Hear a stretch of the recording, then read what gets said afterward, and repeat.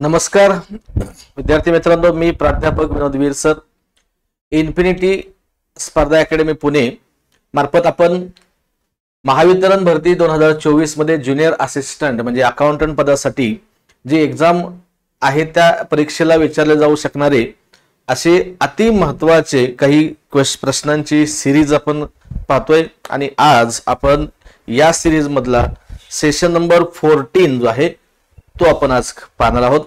तर काही साधारणपणे 20 क्वेश्चनच्या आसपास आपण क्वेश्चन्सचे एक सिरीज घेऊन येतोय आणि ते क्वेश्चन जे आहेत त्याचे अगदी डिटेलमध्ये आपण विथ ऑप्शन जे आहेत ते सगळं ॲनालिसिस करून करेक्ट आन्सर जे आहेत ते आपण कसं निवडायचं ते आपण पाहतोय. बघूयात, आपण सुरुवात करू एक एक क्वेश्चन्सला वन बाय वन. तर क्वेश्चन नंबर फर्स्ट, तर क्वेश्चन नंबर फर्स्ट बघा काय दिला. In given subscription received in 1990 for the year 1989 rupees 550, for the year 1990 7000, for the year 1991 400. 1990 subscription outstanding on 31 December, ठीक आहे हे नाही तर सबस्क्रिप्शन आउटस्टँडिंग फॉर 31 डिसेंबर 1990 is 250. The amount of subscription to be posted in income and expenditure account of 1990 is. तर इथे लक्ष द्या, इन्कम अँड एक्सपेंडिचर अकाउंटच्या रिलेटेड हा क्वेश्चन आहे. तर इन्कम अँड एक्सपेंडिचरच्या आपल्याला माहिती आहे की लेफ्ट साइडला सगळे एक्सपेन्सेस असतात, राईट साइडला इन्कम असतात. तर या इन्कम साइडला आपण बाय सबस्क्रिप्शन असं लिहिणार. आता एक लक्ष द्या, हे जे सबस्क्रिप्शन तुम्हाला 3 दिले आहेत यामधून बघा, इथं तुम्हाला जे इन्कम अँड एक्सपेंडिचर अकाउंट सांगितलं आहे तो इन्कम अँड एक्सपेंडिचर जो आहे अकाउंट तो कधीचा आहे, फॉर द इयर एंडेड 31/12/1990. 1990 आहे म्हणजे करंट इयर जे आहे ते 1990 1990 जे आहे ते करंट इयर, त्यामुळे हे जे आहे ते करंट इयर आहे. 1989 जे आहे ते लास्ट इयर आहे आणि 1991 हे नेक्स्ट इयर आहे. त्यामुळे 3 वर्षाचे सबस्क्रिप्शन जे आहे हे स्वतंत्र तुम्हाला सेपरेट दिले, इन्क्लूड नाहीत. म्हणून लक्ष द्या, लिहिताना पोस्टिंग कसं केलं जातं, जर असे सेपरेट दिले असतील तर लास्ट इयरचे जे आहेत सबस्क्रिप्शन हे अर्थात लास्ट इयरच्या बॅलन्स शीटला लिहिलेलं असतात. कुठे जातात ते, लास्ट इयरच्या बॅलन्स शीटच्या असेट साइडला. नेक्स्ट इयर जे आहे ते करंट इयरच्याच पण कुठे जाणार आहेत, बॅलन्स शीटच्या लायबिलिटी साइडला लिहिले जातात. कुठे लिहितात, बॅलन्स शीटच्या लायबिलिटी साइडला. ओके, नेक्स्ट इयरचे. आणि करंट इयरचे जे आहेत ते मात्र मग कुठे जातात, इन्कम अँड एक्सपेंडिचर अकाउंटला, कारण हा करंट इयरचा इन्कम आहे. म्हणून सबस्क्रिप्शन मध्ये फक्त 7000 जे आहेत ना ते लिहिले जातील सुरुवातीला करंट इयरचे असल्यामुळे. परत बघा, लास्ट इयरचे बॅलन्स शीटला लिहिले जातात, ओपनिंग बॅलन्स शीट म्हटलं जातं त्याला, त्याच्या असेट साइडला. लास्ट इयर बॅलन्स शीट तेही कुठल्या साइडला, ते पण लिहितो मी असेट साइडला. करंट इयरचे जे आहेत ते इन्कम अँड एक्सपेंडिचरच्या इन्कम साइडला, नेक्स्ट इयरचे आहेत ते लायबिलिटी लिहितात. हे कधी जर हे सगळं याच्यात इन्क्लूड नसतील तर, समजा हेच त्यांनी असं दिलं असतं की सबस्क्रिप्शन रिसिव्ड इन 1990, अमाऊंट जर दिली असते 7950 आणि मग त्यात दिलं असतं की 550 include for 1989, 400 is include for 1991, तर मग इफेक्ट काय केले असते आपण, तर इथं लिहिताना लिहिले असते 7950, त्यातून लेस केले असते लास्ट इयरचे आउटस्टँडिंग फॉर लास्ट इयर 550 आणि लेस केले असते परत हे pre received in current year किती 400, शेवटी अमाऊंट परत 7000 आली असते. पण आता तसं करायचं नाहीये, तेव्हा 7000 लिहिले जातात. त्यामुळे या 3 जे हे शक्यतो रिसीट अँड पेमेंट अकाउंट मध्ये रिसीट साइडला हे सगळं स्वतंत्र रेकॉर्ड दिलं जातं. आता ही ऍडजस्टमेंट फर्स्ट आहे. ही काय आहे, ऍडजस्टमेंट काय दिली बघा, सबस्क्रिप्शन आउटस्टँडिंग ऑन 31 डिसेंबर 1990 म्हणजे हे करंट इयरचे आउटस्टँडिंग आहे 250. करंट इयरचे आउटस्टँडिंग जर असेल तर ऍड करतात आउटस्टँडिंग फॉर 1990, म्हणजे चालू वर्षाचे हे मिळायचे राहिलेत किती 250, म्हणजे किती झाले 7250. पुढे परत ऍडजस्टमेंट काय दिलेलं नाही. याचा अर्थ इन्कम अँड एक्सपेंडिचरच्या इन्कम साइडला ओके 31 डिसेंबर 1990 ला टोटल इन्कम सबस्क्रिप्शन म्हणून किती दिसली पाहिजे, amount 7250. Option number B is correct answer. हे पुढचं आणि मागचे हे आपण घेतलेले नाहीत. का नाही घेतले त्याचे रिझन्स पण मी इथं तुम्हाला सांगितले. Next question number second. Trade discount allowed on sale is. Actually trade discount हा सेल्स वरती दिला जातो. दोन टाईपचे डिस्काउंट असतात, एक ट्रेड डिस्काउंट आणि कॅश डिस्काउंट. तर ट्रेड डिस्काउंट जो असतो ना तो लक्ष द्या कस्टमर अट्रॅक्ट करण्यासाठी दिला जातो. त्यामुळे trade discount is not appear in the books of account. ते बुक्स ऑफ अकाउंट मध्ये रेकॉर्ड केलं जात नाही. Cash discount is appear in the books of account. Cash discount जो असतो तो मात्र बुक्स ऑफ अकाउंट मध्ये रेकॉर्ड केला जातो. त्यामुळे एक लक्ष द्या ट्रेड डिस्काउंटच्या संबंधित आलेलं आहे. त्यामुळे ट्रेड डिस्काउंट हा मुळात अपियर म्हणजे रेकॉर्डच केला जात नाही कुठंच. त्यामुळे तुम्ही विनाकारण वाचत पण बसायची गरज नाही. Debited to customer, credited to, debited to P and L अजिबात नाही. त्यामुळे नन ऑफ दिस असंच आन्सर याचा असायला पाहिजे. ट्रेड डिस्काउंट हा रेकॉर्ड केला जात नाही. कॅश डिस्काउंट जर असतं तर मग आपण त्याच्यामध्ये विचार केला असता. Next question number third. The following are the figures relating to a trader. Opening stock 10,000, closing stock 11,000, purchases 70,000. The goods are sold at a profit of 30% on cost. The amount of sales will be. तर बघा आता तुम्हाला goods जो sold केलाय तो कसा sold केलेला आहे 30% ऑन कॉस्ट. तर सेलची अमाऊंट काढायची. तर सेलची अमाऊंट काढण्यासाठी तुम्हाला 30% ऑन कॉस्ट सांगितल्यामुळे कॉस्ट ऑफ गुड्स काढायचं आहे. तर बघा आता याच्यामध्ये फॉर्म्युला तुम्हाला याच्यात पहिल्यांदा असं लिहावं लागेल. कॉस्ट ऑफ गुड्स सोल्ड किंवा cost of goods is equal to formula आहे याचा opening stock plus purchase plus closing stock, sorry minus closing stock, minus closing stock हा याचा फॉर्म्युला आहे. ओके, तर यामध्ये आपण व्हॅल्यू लिहू. ओपनिंग स्टॉक जो दिलेला आहे तुम्हाला 10,000 plus purchases 70,000 minus closing stock आहे 11,000. आन्सर जर काढलं तर हे 80,000 मायनस 11,000 आन्सर किती येणार आहे हे 69,000. हा काय मिळाला आपला कॉस्ट ऑफ गुड्स सोल्ड म्हणजेच कॉस्ट. आपल्याला काढायचे काय sales. The cost of goods sold at profit of 30% on cost. The amount of sales will be. तर तुम्हाला सेलची अमाऊंट काढायची. तर सेलची अमाऊंट काढण्यासाठी लक्षात द्यायचं काय केलं जाईल. सेल्स इज इक्वल टू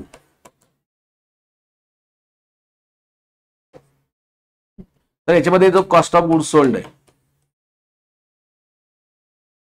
याच्यावरती आपल्याला काय करायचंय 30%. तर ऍक्च्युली असं होतं हे फॉर्म्युला. कॉस्ट प्राइस जी आहे ती तर घेतली जातेच प्लस याच्यात काय प्रॉफिट ऍड करायचं आहे. प्रॉफिट बघा सेल्स कसं मिळणार कॉस्ट प्राइस प्लस प्रॉफिट. तर कॉस्ट प्राइस तर तुम्हाला माहिती झालेली आता 69,000 प्लस प्रॉफिट किती दिलाय पण 30%. 30% कशाच्या ऑफ कॉस्ट 69,000 वर. तर तो ऍड होणार मग सेलची प्राइस मिळणार. तर हे 2 झिरो इथले 2 झिरो तुम्ही हा एक आणि इथला एक पण देऊ शकताय. तर 3 ने मल्टिप्लाय करायचं 0 0 3 9 जार 27 2 6 3 जार 18 प्लस 2 20. तर 20,700 हा प्रॉफिट असणार. म्हणजे सेल्सची प्राइस ही त्याच्यामध्ये ऍड होणार आहे 798. तर सेल्स इज इक्वल टू 89,700 एवढ्या प्रमाणात तुम्हाला अमाऊंट मिळेल.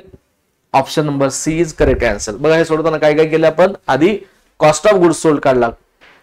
तो काढण्यासाठी opening stock plus purchase minus closing stock हा फॉर्म्युला आहे. तो फॉर्म्युला यूज करायचा आहे. तुम्हाला इथं कॉस्ट ऑफ गुड्स सोल्ड मिळेल अमाऊंट आणि नंतर मग sales is equal to cost price plus profit. Cost price माहिती प्रॉफिट माहिती आणि तो कॉस्ट प्राइस वरती असल्यामुळे डायरेक्ट आपण 30% घेतलाय. ओके, तर याप्रमाणे हे आपण कॅल्क्युलेशन केलं.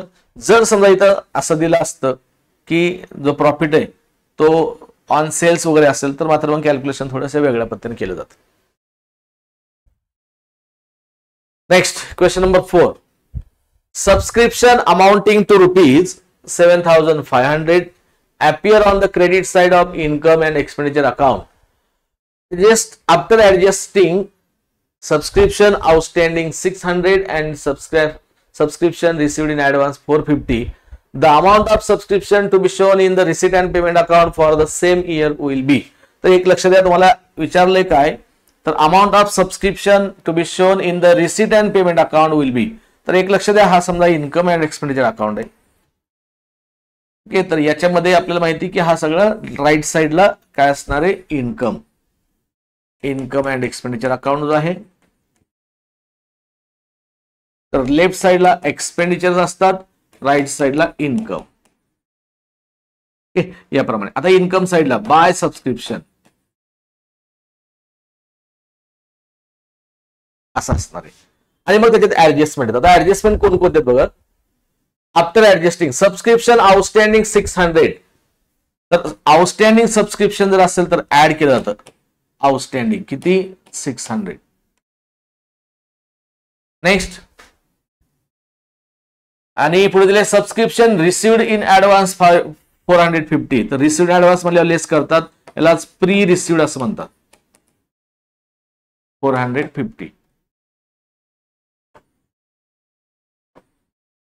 हे 600 आणि 450 मात्र लेस होणार आहे. हे प्लस होणार, हे मायनस होणार आहे कशामध्ये, या किमतीमध्ये, आणि मग आउटरला अमाऊंट लिहितात. आता याच्यात लक्ष द्या, मेन काय होतं ते तुम्हाला, हे जे सबस्क्रिप्शनची अमाऊंट दिलेली 7500 in appear on credit side of income and expenditure account after adjusting, हे आफ्टर ऍडजस्टिंग आहे, म्हणजे ऍडजस्टमेंट केल्यानंतरची अमाऊंट आहे 7500. मूळ अमाऊंट आपल्याला इथे काढायची, हे माहिती नाही, ही अमाऊंट आपल्याला काढायची, एक्स मानलंय, समजलंय. आणि महत्वाचं लक्ष द्या, ही जी अमाऊंट आहे ती कुठली घेतली जाते, तर रिसीट अँड पेमेंट मधून घेतली जाते. The amount of subscription to be shown in receipt and payment account, तर मूळ अमाऊंट ही घेतली जाते आधी, त्याच्यामध्ये मग हे ऍडजस्टमेंट असे होतात आणि लास्टला ही अमाऊंट येते. तर मूळ अमाऊंटला माहित नसल्यामुळे आपण आता एक्स मानलं तर तुम्ही हे काढू शकता. तर ते काढण्यासाठी तुम्हाला इथे एक इक्वेशन पण करता येईल तयार, बघा लक्ष द्या कसं असणार आहे.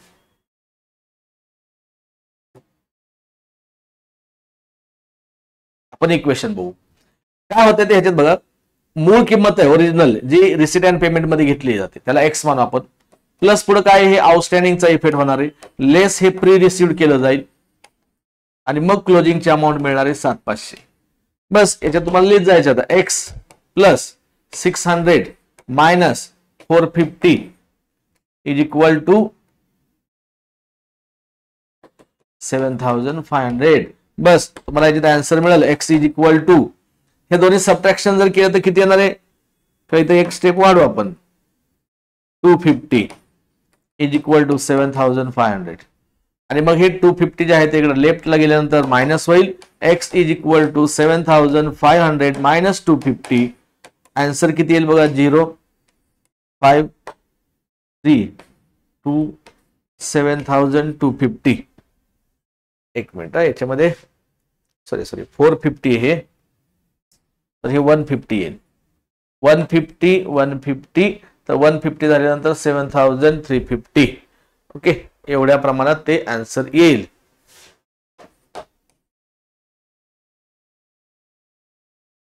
ठीक आहे, हे 150 मायनस झालं की 7500 मधून 150 गेल्यानंतर 7350.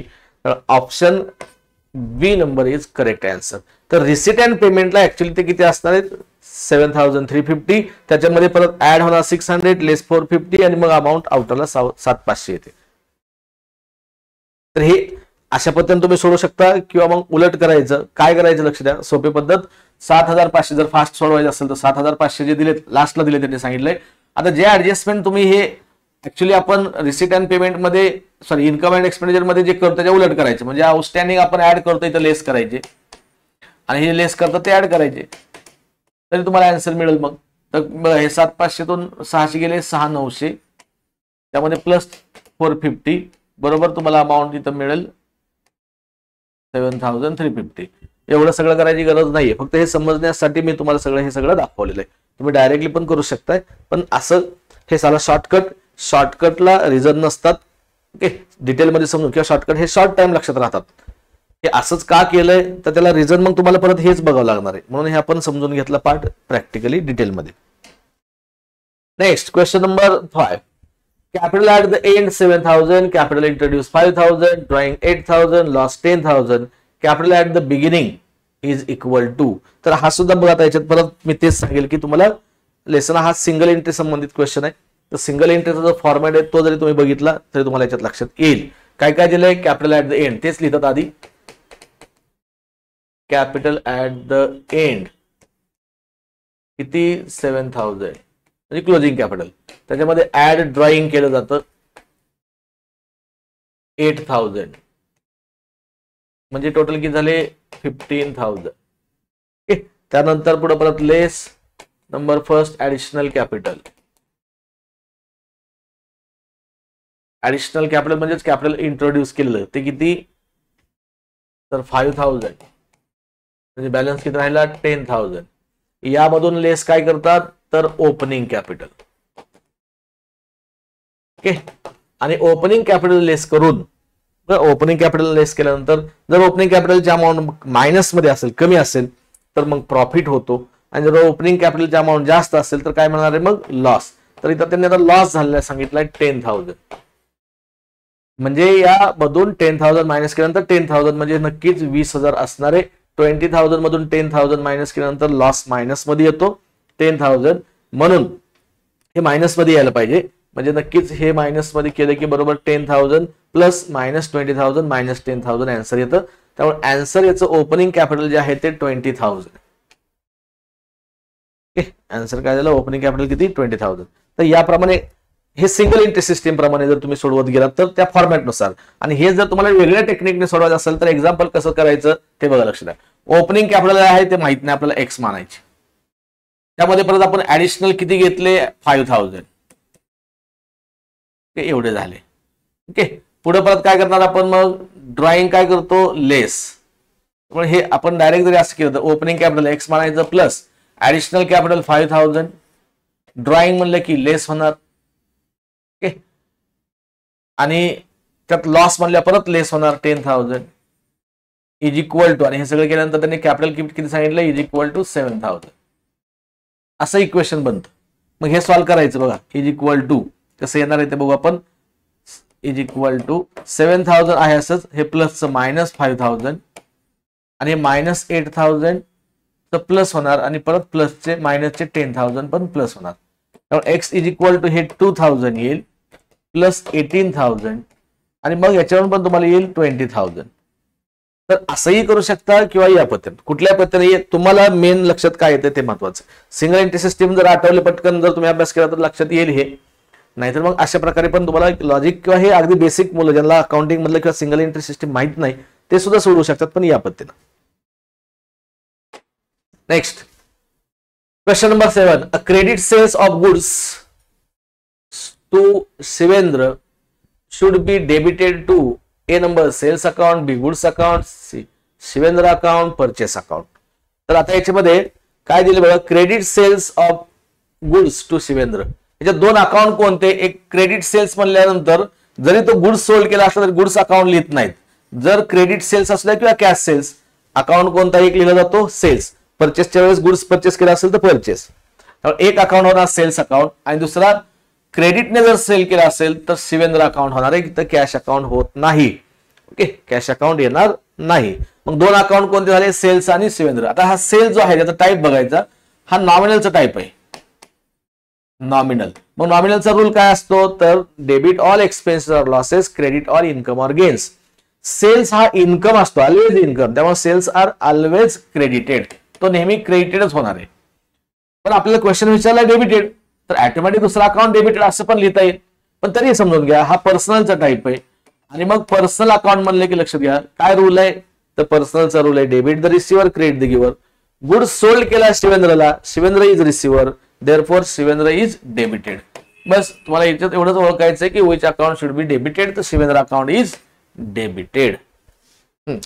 क्रेडिटेडच्या वेळेस ऍक्च्युली गुड्स आणि सेल्स दोन्ही क्रेडिटेड होतात, पण आपण स्टँडर्ड जे आहे ते गुड्सच्या ऐवजी सेल्स अकाउंटला रेकॉर्ड करतात, लिहिलं जातं. कारण when goods are sold it is known as sales and when goods are bought it is known as purchases. Sales गुड्सला वेगवेगळ्या कंडिशन मध्ये वेगळ्या नावाने लिहिलं जातं. तर option number C is correct. Next, which of the following asset does not depreciated. खालीलपैकी कोणते असेट डेप्रिसिएट होतच नाहीये, डेप्रिसिएटेड होत नाही. Okay, plant and machinery and equipment तर ते होते डेप्रिसिएटेड. पेटंट सुद्धा होतात, कारण बरेच जण याच्यात कन्फ्युज होतात ना, पेटंट्स म्हणले की सांगतात होत नाही, तर हे पेटंट्स ही इंटँजिबल असेट जरी असली तरी ती फिक्स असेटच आहे, फिक्स असेटचाच प्रकार आहे, टँजिबल आणि इंटँजिबल. फर्निचरवरती पण असतात, हे दोन तर लक्षात येतात की हा याच्यावर डिप्रेशन असतात. त्यांनी सांगितलं डज नॉट डेप्रिशिएटेड, तर बरेच जण मग पेटंट्स लिहितात, तर मग एक लक्ष द्या, पेटंट जे आहे ते चुकीचं आहे. मग करेक्ट आन्सर काय, तर सी इज करेक्ट आन्सर. कारण कशामुळं, कारण लँडचं कधी डेप्रिसिएशन होत नाही, बिल्डिंगचं होतं पण लँडचं नाही. नेक्स्ट, त्यामुळे एकत्र शब्द ज्यावेळेस तुम्ही बऱ्याच वेळा दिसला असेल, लँड अँड बिल्डिंग शब्द आहे पण त्याच्यावर डेप्रिसिएशन काढलाय, तर तिथं मशिनरी सॉरी लँड अँड बिल्डिंगला इम्पॉर्टन्स दिलं जातं, बिल्डिंगची व्हॅल्यू कमी होत राहते. Next, double entry principle means, आता यातलं डबल एंट्री सिस्टीम जे आहे त्याचं प्रिन्सिपल मूळ ते त्याचा अर्थ काय होतो, writing 2 times in same entry, एकच एंट्री 2 वेळा लिहा असं नाही, एकच एंट्री 2 वेळा नाही लिहित. काय केलं जातं, एका एंट्रीचे 2 इफेक्ट्स विचारात घेतले जातात. Maintaining the double accounts for all business transactions, आता इथे बघा, maintaining the double accounts for all business transaction, प्रत्येक बिझनेस ट्रान्झॅक्शन जे आहे त्याचे डबल अकाउंट्स, 2 अकाउंट्स तयार करा किंवा मेंटेन करायला सांगितलं. तसं पाहिलं गेलं तर हे करेक्ट मानता येतं थोडं, maintaining the double accounts, double account तयार करा, पण प्रत्येक वेळेस डबल अकाउंट होईलच असंही नाहीये किंवा मेंटेन करणं गरजेचं आहे असंही नाहीये. त्यामुळे याला आपण, जरी हा सी नंबर कन्फ्युज होणार असेल तरी पण आपण याला करेक्ट ऑप्शन, याच्यापेक्षा दुसरा स्टँडर्ड आहे म्हणून हे आपण ऑप्शन घेणार नाहीये. Writing all entries twice in the books, प्रत्येक एंट्री जी आहे त्या बुक्स मध्ये 2 वेळा लिहितात. तसं पाहिलं तर हे पण करेक्ट आहे, 2 वेळा लिहितात, पण 2 वेळा लिहित जरी असले तर त्याच्यावरून डबल एंट्री सिस्टीमचं प्रिन्सिपल आपल्याला स्पष्टपणे समजत नाही, कसं लिहायचं वगैरे लक्षात येत नाही. अर्थात हे दोन्ही पण करेक्टच आहे, ट्वाइस लिहायचं आहे, डबल लिहितात, पण या 2 मिनिंग वरून लक्षात घ्या आपल्याला एक्झॅक्ट अर्थ समजत नाही. प्रिन्सिपल कसं 2 वेळा आपण कुठं लिहा, का डबल करायचं, अकाउंट तयार करायचं, पण मग डबल का करायचं त्यामुळे समजत नाही, म्हणून आपण ऑप्शन कॅन्सल करतोय. आता ए नंबर जो आहे तो करेक्ट का आहे, having debit for every credit and similar credit for each debit, तर यामुळे याला करेक्ट म्हणलं जातं. हॅव्हिंग डेबिट फॉर एव्हरी, जर एक अकाउंट डेबिट झाला तर ऑटोमॅटिक दुसरा क्रेडिटेड तेवढ्याच अमाऊंटने होतो, ओके. आणि सिमिलर, जर पहिला क्रेडिट झाला तर दुसरा डेबिट होतो. त्यामुळे हे या खालच्या ऑप्शन पेक्षा जास्त परफेक्ट जे आहे ए नंबर ऑप्शन जे आहे ना ते करेक्ट आहे. डबल एंट्री सिस्टीमचा अर्थ असं नाही की नुसतं 2 जागेवरती लिहा, 2 अकाउंट तयार करा, असं याच्यातून आपल्याला अर्थ समजणार नाहीये. डबल एंट्री प्रिन्सिपलचं मिनिंग खरं अर्थाने ए नंबर ऑप्शन वरून समजतं, म्हणून याचं ऑप्शन नंबर 1 करेक्ट आहे. Okay, next question number 10, sale of goods to Vaibhavdeep for cash should be debited to. तर इथं सेल ऑफ गुड्स म्हणलंय तर एक अकाउंट लक्ष द्यायचं, सेल्स अकाउंट होणार. वैभवदीपला विकल्यामुळे वैभवदीप अकाउंट जर समजा आपण दुसरा मानला, पण कसं विकलंय, कॅश, त्यामुळे हा एक तिसरा अकाउंट आहे. तर याच्यात 3 अकाउंट आले, 1 2 3. जर एखाद्या ट्रान्झॅक्शन मध्ये अशा प्रकारे 3 अकाउंट इन्व्हॉल्व होत असेल, then at this time 1 account should be cancel, neglect, ignore. आपल्याला एक अकाउंट इग्नोर केला गेला पाहिजे किंवा करणं गरजेचं आहे. तर कोणता अकाउंट इग्नोर केला जातो, तर इग्नोर जो आहे तो नेहमी पर्सनल अकाउंट केला जातो, कारण तिथं गुड्स कोणाला विकलाय हे त्यावेळेस इम्पॉर्टंट मानलं जात नाही जर कॅशने विकला असेल तर. वैभवदीप अकाउंट जो आहे तो इथं कॅन्सल होईल. तर अकाउंट राहिले 2, सेल्स आणि कॅश. सेल्स मगाशी पण मी सांगितले, it is type of nominal and it is example of income always shows credit balance, म्हणून तो क्रेडिटला जातो. ओके, आपोआप कॅश डेबिटेड आहे. आपल्याला क्वेश्चन असा डेबिटेडचा विचारलाय, पण तरी बघूयात कॅश डेबिटेड कशामुळे, तर रिअलचा टाईप आहे. रिअल म्हणले की आपल्याला पाहिजे कम्स इन की गोज आउट.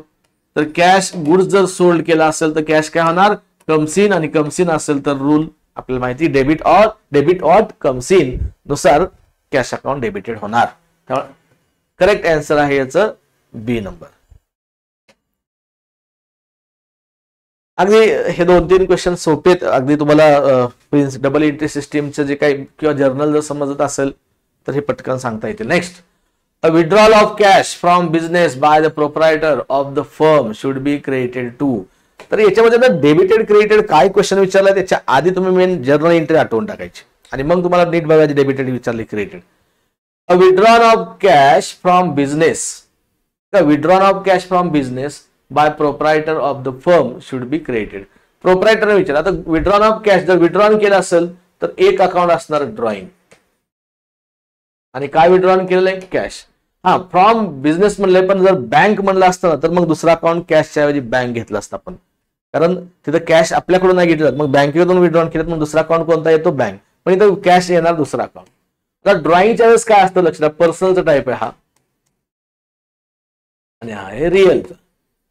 पर्सनल म्हणलं की आपल्याला माहिती debit the receiver credit the giver. तर ड्रॉइंग हा म्हणजे कोणाचं ड्रॉइंग? कोणाचं ड्रॉइंग आहे? हे प्रोप्रायटरचं. त्यामुळे प्रोप्रायटर जो आहे, प्रोप्रायटर जो आहे तो इज रिसिव्हर, पैसे त्याने काढलेत, रिसिव्हर म्हणून तो डेबिटेड होतो. आणि नेहमी त्यामुळे लक्षात घ्या, capital always shows credit balance and drawing always shows debit balance, हे पण लक्षात ठेवा. रिअल मध्ये इथं कॅश काय होणार आहे? Goes out. ओनरने पैसे काढून घेतलेत आणि म्हणून ते क्रेडिटेड जाणार आहेत. आणि मग तुम्हाला इथं क्वेश्चन बघायचं काय, क्रेडिटेड विचारलंय ना, तर क्रेडिटेड काय होणार आहे? Cash account. Therefore answer is B. जर तुम्हाला याच्यामध्ये डेबिटेड म्हणलं असतं तर मग काय केलं असतं आपण? ड्रॉइंग अकाउंट डेबिटेड होतं. ओके.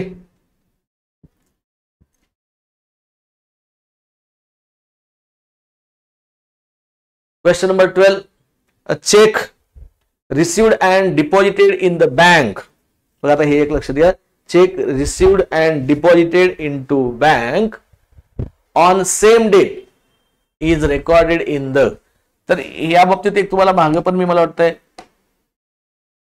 सांगितलेलं असेल, सॉरी हा लेसन किंवा हा क्वेश्चन जो आहे तो सबसिडी बुक जो आहे त्याच्यामधल्या डबल कॉलम कॅश बुकच्या रिलेटेड असणारे क्वेश्चन्स आहेत.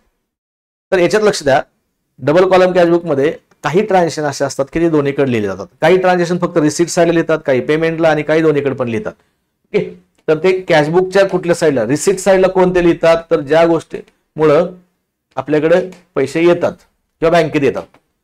आणि जर समजा आपण पेमेंट बाय चेक किंवा बँकेतून जात असेल किंवा आपल्याकडून स्वतः कॅशने जात असेल तर पेमेंटला लिहितात. काही ट्रान्झॅक्शन असतात की जे दोन्हीकडे लिहितात, त्याला कॉन्ट्रा ट्रान्झॅक्शन म्हणतात. आता याच्यात बऱ्याच वेळा असं वाटतं की हे कॉन्ट्रा ट्रान्झॅक्शन आहे, पण तसं नाहीये. काय बघा, cheque received and deposited in the bank on same date. जर सेम डेटला जर चेक मिळाला आणि डिपॉझिट केला तर तो चेक आपल्याकडे मिळाला आला नव्हता असं समजून डायरेक्ट कस्टमरनेच बँकेत डिपॉझिट केलाय असं समजलं जातं. बोललं, डायरेक्ट कस्टमरने बँकेत डिपॉझिट केलं असंच मानलं जातं. म्हणून त्यावेळेस ही एंट्री फक्त रिसिट साईडला लिहितात. कुठे लिहितात? Receipt side. रिसिट साईडच्या दोन कॉलम असतात, त्याच्यामध्ये एक कॅश कॉलम आणि बँक कॉलम. तर पैसे मिळाले चेकने, त्यामुळे डायरेक्ट, आणि बँकेत डिपॉझिट केलं म्हणजे डायरेक्ट बँक मध्ये लिहिलं जातं. बँक कॉलम मध्ये लिहितात. कशाच्या? कॅश बुकच्या. कुठल्या साईडला? रिसिटला. जर पैसे चेक दिला तर मग पेमेंट साईडला. आणि काही जर समजा चेक आधी मिळालेला असता आधीच्या दिवशी आणि आज डिपॉझिट केला तर अशा वेळेस कॅश डिपॉझिट केले असं मानलं जातं आणि मग त्याला कॉन्ट्रा एंट्री म्हणतात. ते दोन्हीकडे पण लिहितात. पण ही कॉन्ट्रा एंट्री नाही, लक्षात घ्या. It is not Contra entries. त्यामुळे फक्त कुठे लिहिलं जाणार आहे तर हे तुम्हाला debited in cash book correct मानलं जातं, डेबिटेड होतं. पण डेबिटेड हा जो शब्द आहे ना हा कॅशबुकला मानलं जात नाही. पण तरी पण चला, डेबिटेड कॅशबुकच्या आपण होतात तर हे तसं करेक्ट आहे. पण याच्यापेक्षा सुद्धा तुम्हाला कॉलम्स वरती भर दिला जातो, म्हणून हे ऑप्शन घेतलं जात नाही. हा तर होणारच नाही. कॅश कॉलम मध्ये पण लिहिलं जाणार नाही. तर कुठे लिहिलं जाणार आहे? Bank column of cashbook. तर कॅशबुकच्या बँक कॉलम मध्ये रेकॉर्ड करतात. हे तुम्हाला इथं आन्सर करेक्ट द्यायचंय. बी नंबर आन्सर जे आहे याच्यामध्ये करेक्ट आहे. बघा, कॅशबुकच्या डेबिटेड होतं का? तर नक्की हे कॅशबुकच्या डेबिट साईडला लिहिलं जातं. ओके. पण तसं आन्सर जे आहे ते आपण याच्यामध्ये आता कन्सिडर न करता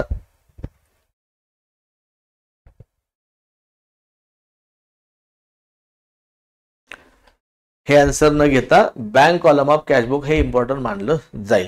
ठीक आहे. त्यांनी साईड दिलेलं नाही, पण अजून साईड दिली असती तर मग आणखी जास्त हे आपल्याला ठामपणे सांगता आलं असतं. रिसिट साईड शब्द इथं द्यायला पाहिजे होता. Bank column of cashbook of किंवा bank column of in receipt side असं जर म्हणलं असतं अजून झालं असतं. पण ठीक आहे, डेबिटेड होत आहेत बरोबर आहे, पण डेबिटेड वरून आन्सर आपल्याला फायनल आपल्याला मिळत नाही. मेन भर आहे तो म्हणजे बँक कॉलम मध्ये लिहिला पाहिजे, म्हणून आन्सर याचा आपण बी नंबर लिहिला. Next question number 13. Immediately after purchasing a new truck. इथं बघा, लक्ष द्या, आफ्टर परचेसिंग म्हणलंय, हे लक्षात घ्या. After purchasing a new truck 1000 is paid to have the name of the company and other advertising material painted on the truck, this 1000 is a. तर इथं काय झालेलं आहे, मशिनरी परचेस केलेली, एक ट्रक परचेस केलेली आणि परचेस केल्यानंतर त्याला आपण काय करतो, त्याच्यावरती काही मटेरियल ऍडव्हर्टायझिंग मटेरियल पेंटेड जे आहे त्याच्यावरती करतोय आपण, त्याच्यासाठी होणारा जो खर्च आहे तो कोणता सांगितला जाईल. जर लक्ष द्या, ते ट्रक परचेस करतात at the time of purchasing म्हणलं असतं, परचेस करताना बरोबर काही खर्च जर समजा झाला असता ट्रान्सपोर्टचा, इन्स्टॉलेशनचा वगैरे, तर मग तो खर्च जो आहे तो आपण ट्रकच्या व्हॅल्यू मध्ये ऍड करतो, त्याला कॅपिटल एक्सपेन्सेस मानलं जातं, गेलं असतं. पण इथं काय सांगितलेलं आहे, तर ते आफ्टर म्हणलेलं आहे. एक तर लक्ष द्या, महत्वाचं काय सांगितलंय, आफ्टर. त्यामुळं याला आपण जो एक्सपेन्सेस आहे तो त्या ट्रकच्या याच्यामध्ये ऍड न करता सेपरेट मानला जातो, म्हणून हा रेव्हेन्यू एक्सपेन्सेस कन्सिडर केला जाईल. त्याला काय म्हणलं जाईल, रेव्हेन्यू एक्सपेंडिचर. हा, तर क्वेश्चन नंबर 14, नेक्स्ट क्वेश्चन बघा. Return inward book is kept to record, आणि ऑप्शन दिले तुम्हाला याच्यामध्ये. ए नंबर जो आहे तो return of goods sold, B number return of anything purchase, C number return of goods purchase, D return of anything sold. तर मुळात तुम्हाला लक्ष द्या, हे रिटर्न इनवर्ड, रिटर्न आउटवर्ड हे जे शब्द आहेत, हे वर्ड्स आहेत, हे कशासाठी वापरले जातात ते लक्षात असलं पाहिजे. रिटर्न इनवर्ड, रिटर्न आउटवर्ड म्हणजे त्याचा अर्थ बघा. हे return inward, return goods in होतोय म्हणजे येतो. आता रिटर्न इनवर्ड म्हणजे रिटर्न येतो कधी म्हणता येईल, ऍक्च्युअली तो आधी आपल्याकडून गेलेला असला पाहिजे. आधी जातोय म्हणजे त्याला आपण काय म्हणणार, कधी जाणार आहे आपल्याकडून गुड्स, कोणत्या कारणाने जाणार आहे, तर गुड्स आपण सेल केलेला असतो. म्हणजे सेल्स मधला जो गुड्स आहे ना तो रिटर्न येतो, म्हणजे त्याला रिटर्न इनवर्ड म्हणतात. म्हणून यालाच सेल्स रिटर्न असाही शब्द वापरला जातो, सेल्स रिटर्न.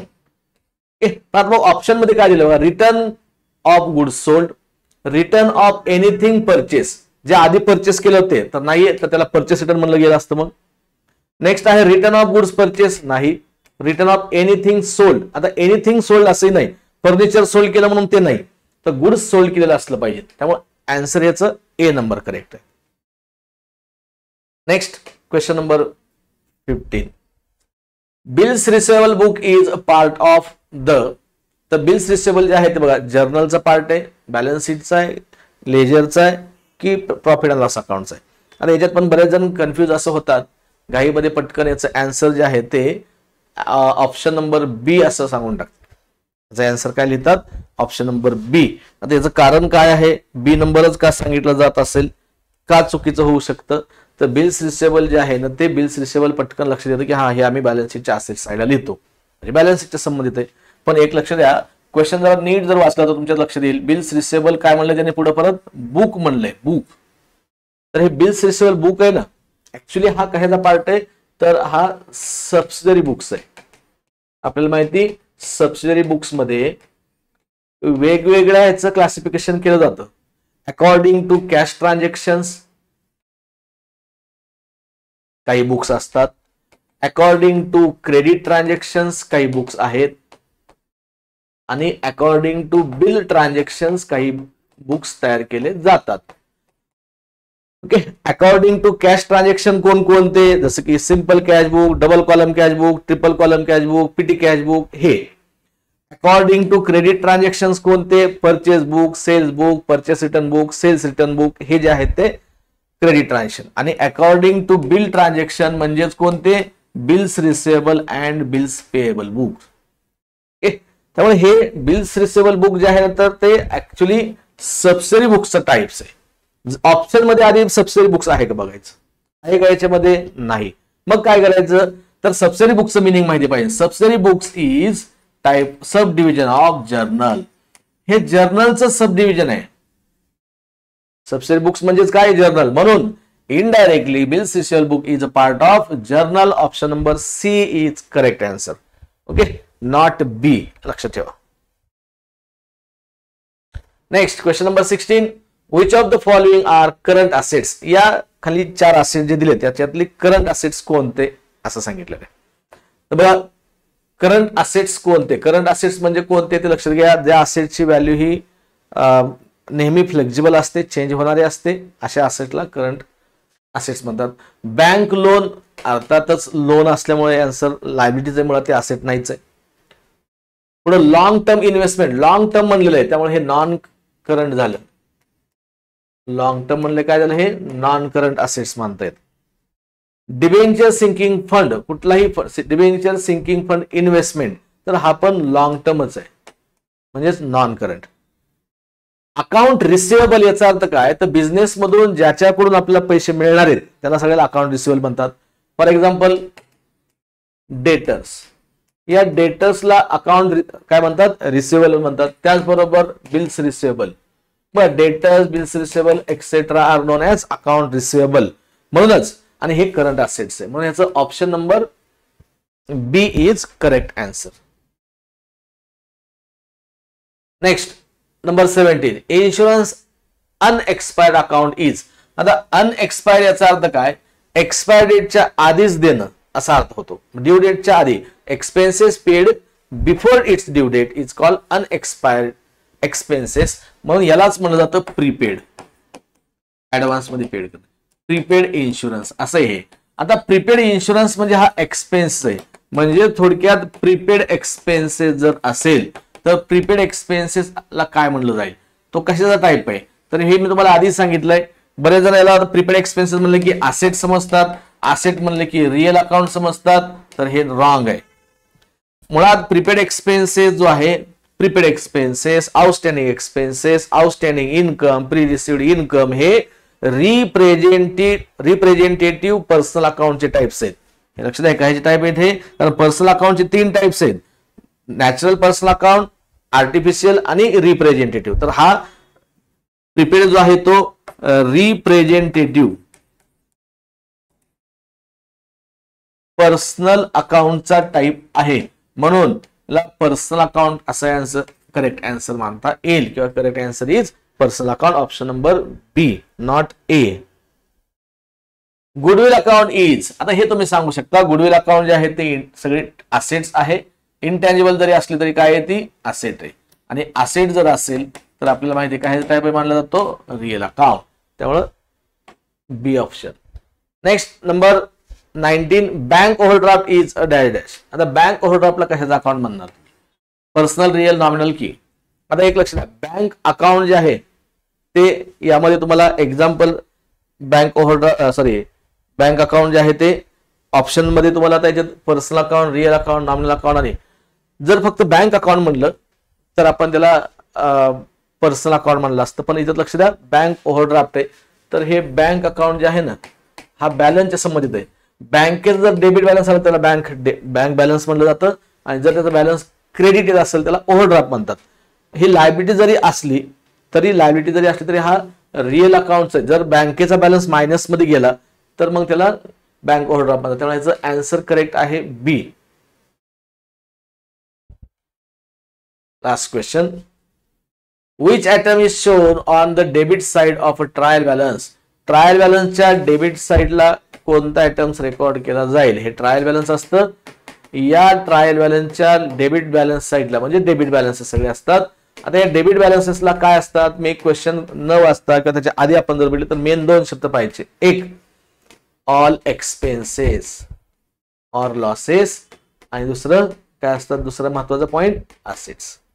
या साइडला काय असतात, थोडक्यात सांगायचं झालं 2 शब्दात तर इन्कम ऑर गेन्स, आणि लायबिलिटीज ज्या आहेत त्या क्रेडिट साइडला असतात, शिवाय कॅपिटल. तर कॅपिटल हे सुद्धा लायबिलिटीज आहेत. इकडे ड्रॉइंग,